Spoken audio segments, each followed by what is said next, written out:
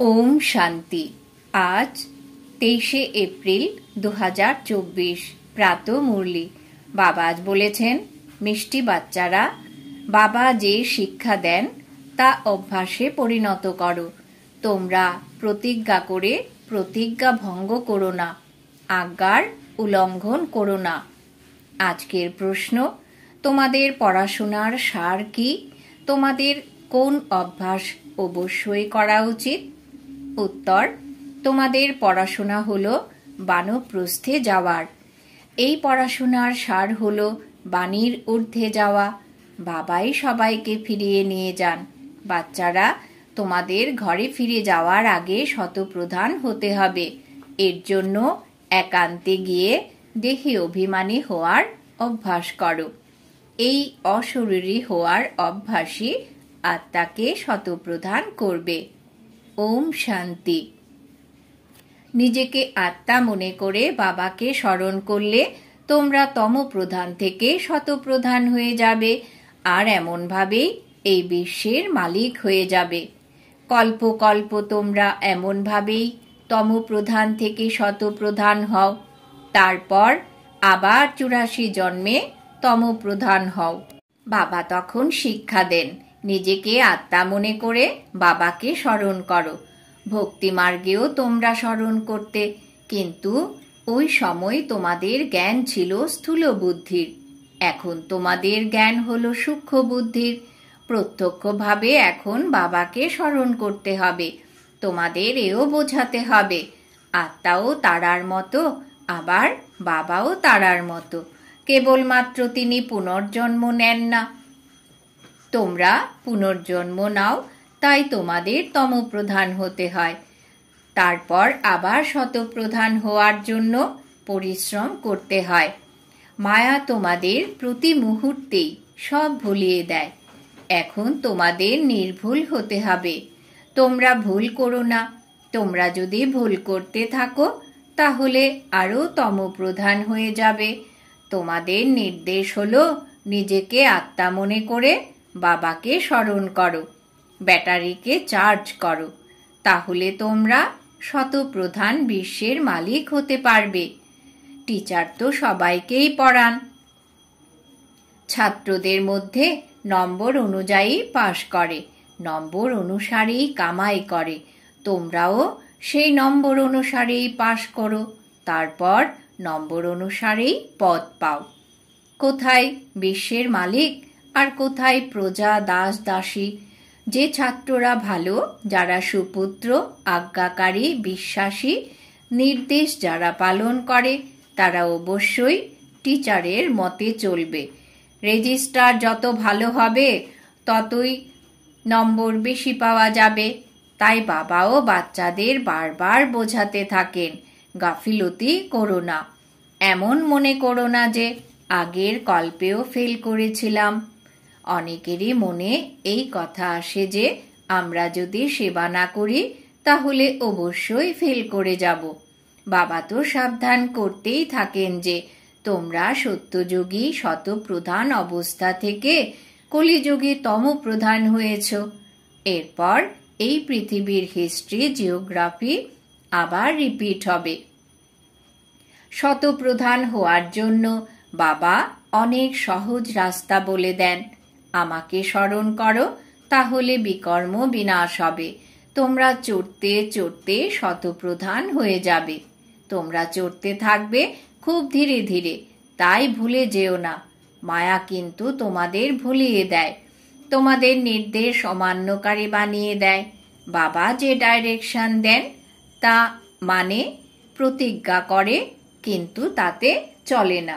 তাই বাবা বলবেন, আজ্ঞার উল্লঙ্ঘন করে প্রতিজ্ঞা ভঙ্গ করে।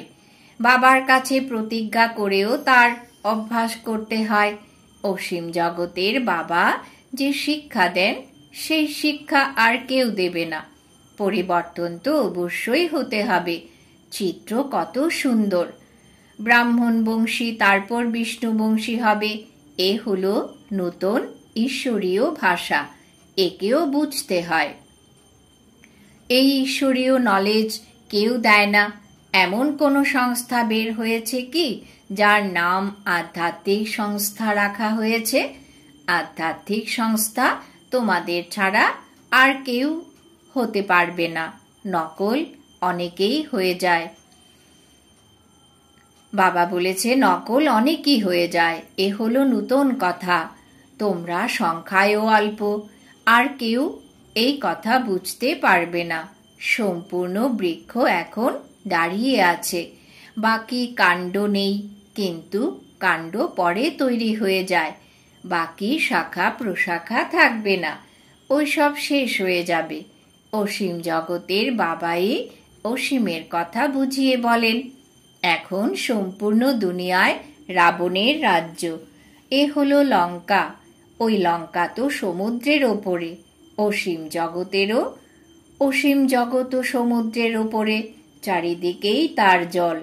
এ হলো সীমিত জগতের কথা, আর বাবা বোঝান অসীম জগতের কথা। এক বাবাই সব বোঝান। এ হলো পড়া। যতক্ষণ না মানুষ চাকরি পাবে বা পড়ার রেজাল্ট পাবে, ততক্ষণ পড়াশোনাতেই লেগে থাকে, তাতেই বুদ্ধি নিয়োজিত থাকে। ছাত্রদের কাজই হলো পড়াতে মনোযোগ দেওয়া। উঠতে বসতে চলতে ফিরতে তোমাদের স্মরণ করতে হবে। ছাত্রদের বুদ্ধিতে এই পড়া থাকে। তারা পরীক্ষার দিনে খুব পরিশ্রম করে যাতে বিফল না হয়ে যায়। বিশেষ করে ভোরবেলা বাগানে গিয়ে পড়ার অভ্যাস করে, কেননা ঘরে আওয়াজের ভাইব্রেশন খারাপ হয়। বাবা বুঝিয়েছেন যে তোমরা দেহি অভিমানী হওয়ার অভ্যাস করো, তাহলে ভুলবে না। একান্ত স্থান তো অনেক আছে। শুরুর দিকে ক্লাস সম্পূর্ণ করে তোমরা পাহাড়ে চলে যেতে। এখন দিনে দিনে তোমাদের জ্ঞান গভীর হয়ে যাচ্ছে। স্টুডেন্টদের এইম অবজেক্ট স্মরণে থাকে। এ হলো বানপ্রস্থ অবস্থায় যাওয়ার পড়া। এই এক ছাড়া অন্য কেউ পড়াতে পারবে না। সাধু সন্ত ইত্যাদি সব ভক্তি শেখান। বাণীর ঊর্ধ্বে যাওয়ার পথ এক বাবাই বলে দেন। এক বাবাই সবাইকে ফিরিয়ে নিয়ে যান। এখন তোমাদের হলো অসীম জগতের বানপ্রস্থ অবস্থা, যাকে কেউ জানে না। বাবা বলেন, বাচ্চারা তোমরা সকলেই বানপ্রস্থী। সম্পূর্ণ দুনিয়ার এখন বানপ্রস্থ অবস্থা। কেউ পড়ুক বা না পড়ুক, সবাইকে ফিরে যেতে হবে। যে আত্মারা মূল বতনে যাবে, তারা নিজের নিজের বিভাগে চলে যাবে। আত্মাদের ঝাড়ও আশ্চর্যজনক বানানো আছে। এই সম্পূর্ণ ড্রামার চক্র সম্পূর্ণ সঠিক, কোথাও তফাৎ হয় না। লিভার আর সিলিন্ডার ঘড়ি আছে না, কারোর আবার সম্পূর্ণ লাগেও না, ঘড়ি যেন চলে না।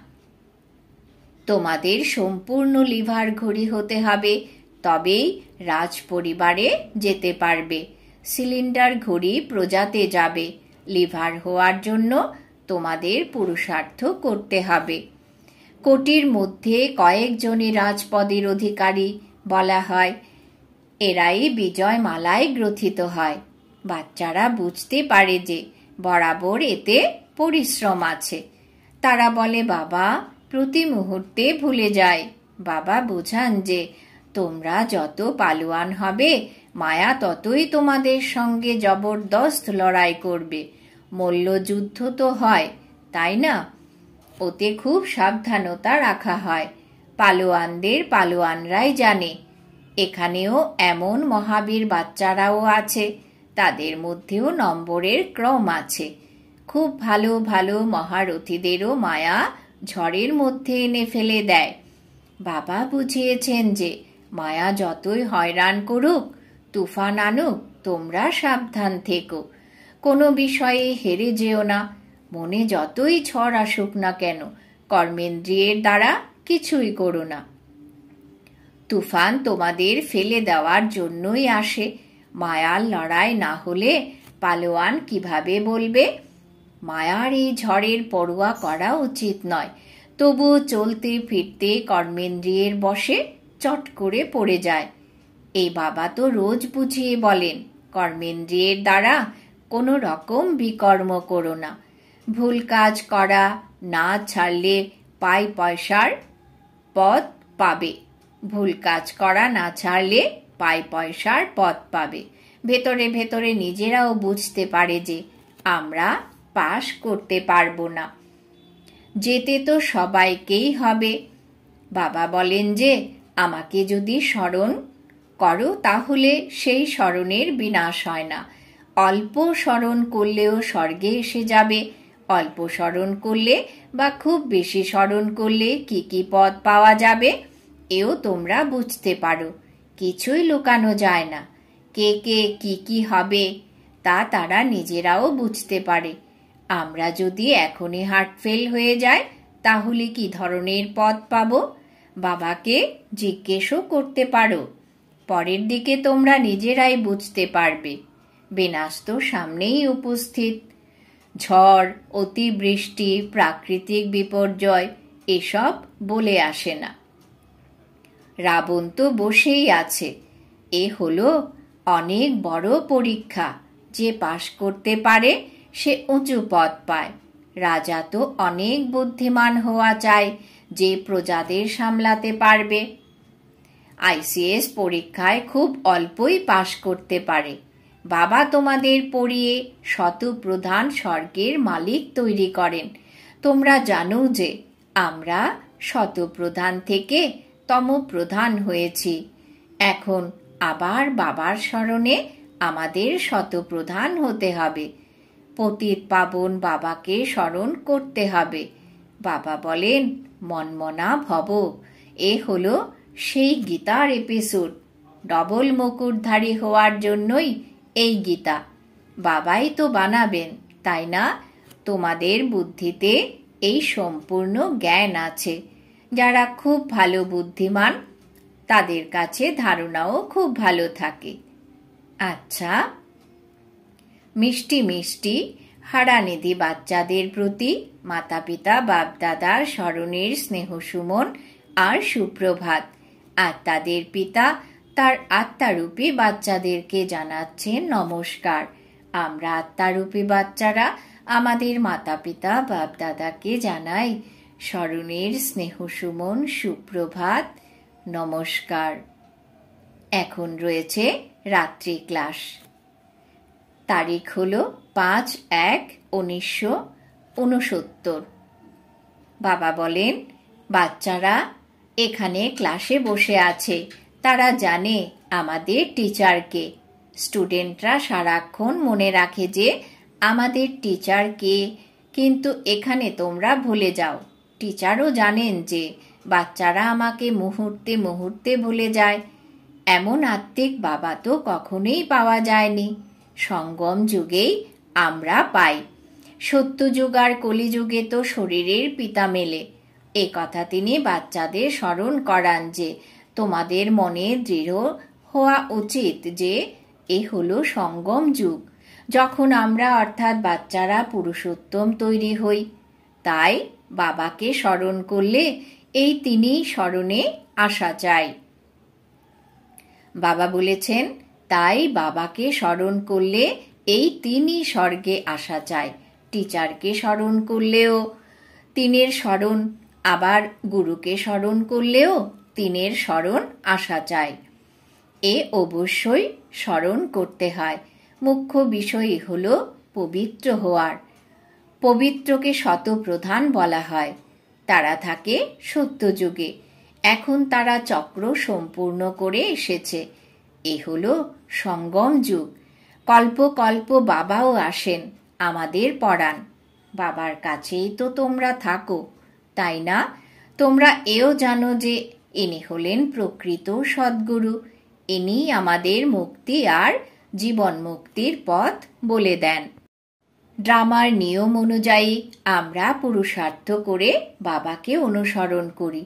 এখানে শিক্ষা অর্জন করে আমরা বাবাকে অনুসরণ করি। ইনি যেমন শেখেন তেমনি বাচ্চারা তোমরাও পুরুষার্থ করো। দেবতা হতে হলে তো শুদ্ধ কর্ম করতে হবে। কোথাও যেন কোনো রকম আবর্জনা না থাকে। বাবাকে স্মরণ করা হলো বিশেষ ব্যাপার। মনে করে যে বাবাকে ভুলে যায়, শিক্ষাকে ভুলে যায়, আর স্মরণের যাত্রাকেও ভুলে যায়। বাবাকে ভুলে গেলে এই জ্ঞান ভুলে যায়। আমি স্টুডেন্ট এ কথাও ভুলে যায়। এই তিনি স্মরণে আসা চায়। বাবাকে স্মরণে আসলে টিচার আর সদ্গুরুও অবশ্যই স্মরণে আসবে। সে বাবাকে স্মরণ করলে সাথে সাথে দৈবী গুণও অবশ্যই চায়। বাবার এই স্মরণে আছে ম্যাজিক। এই ম্যাজিক বাবা যতটা বাচ্চাদের শেখান ততটা আর কেউ শেখাতে পারে না। তমপ্রধান থেকে আমরা এই জন্মেই শতপ্রধান হই। তমপ্রধান হতে আমাদের সম্পূর্ণ কল্প লাগে। এখন এই এক জন্মেই আমাদের শতপ্রধান হতে হবে। এতে যে যত পরিশ্রম করবে, সম্পূর্ণ দুনিয়া তো আর পরিশ্রম করে না। অন্য ধর্মের মানুষ পরিশ্রম করবে না। বাচ্চারা সাক্ষাৎকার করেছে, ধর্মস্থাপকরাও আসেন। তারা অমুক তমুক ড্রেসে অভিনয় করেন। ওরাও তমপ্রধান অবস্থায় আসেন। বুদ্ধিও বলে যে আমরা যেমন শতপ্রধান হই, অন্য সকলেও তেমন হবে। বাবার থেকে তারা পবিত্রতার দান গ্রহণ করবে। সকলেই ডাকতে থাকে, আমাদের এখান থেকে উদ্ধার করে ঘরে নিয়ে চলো, আমাদের গাইড হও। ড্রামার নিয়ম অনুসারে সকলকেই ঘরে ফিরে যেতে হবে। আমরা অনেকবার ঘরে ফিরে যাই। কেউ তো সম্পূর্ণ 5000 বছর ঘরে থাকে না, কেউ প্রায় 5000 বছরই ঘরে থাকবে।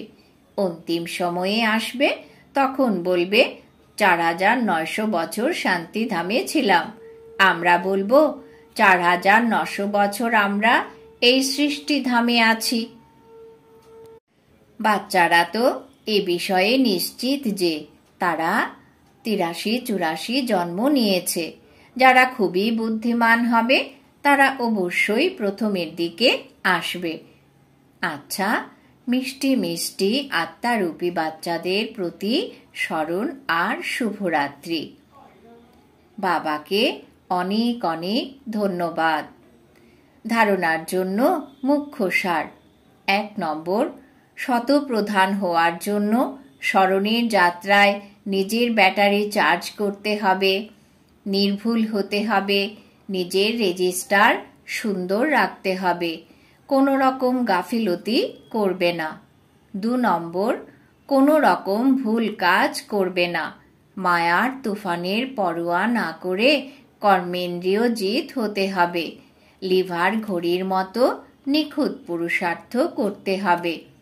বরদান। বাবা আজ বরদান দিয়েছেন, সেবার দ্বারা খুশি, শক্তি আর সকলের আশীর্বাদ প্রাপ্তকারী পুণ্যাত্মা ভব। সেবার দ্বারা খুশি, শক্তি আর সকলের আশীর্বাদ প্রাপ্তকারী পুণ্যাত্মা ভব। ব্যাখ্যা: সেবার প্রত্যক্ষ ফল খুশি আর শক্তি প্রাপ্ত হয়। সেবা করে আত্মাদেরকে বাবার উত্তরাধিকারের অধিকার বানিয়ে দেওয়া, এটাই হলো পুণ্যের কাজ। যে পুণ্য করে সে আশীর্বাদ অবশ্যই পায়। সকল আত্মাদের হৃদয়ে যে খুশির সংকল্প উৎপন্ন হয়, সেই শুভ সংকল্প আশীর্বাদ হয়ে যায় আর ভবিষ্যতের জন্য জমা হয়ে যায়। সেই জন্য সদা নিজেকে সেবাধারী মনে করে সেবার অবিনাশী ফল খুশি আর শক্তি সদা নিতে থাকো। স্লোগান: মনসা বাণীর শক্তির দ্বারা বিঘ্নের পর্দা সরিয়ে দাও, তো অন্তরে কল্যাণের দৃশ্য দেখা যাবে। মনসা বাণীর শক্তির দ্বারা বিঘ্নের পর্দা সরিয়ে দাও, তো অন্তরে কল্যাণের দৃশ্য দেখা যাবে। আজকের সমান: আমি আত্মা, পুণ্যাত্মা।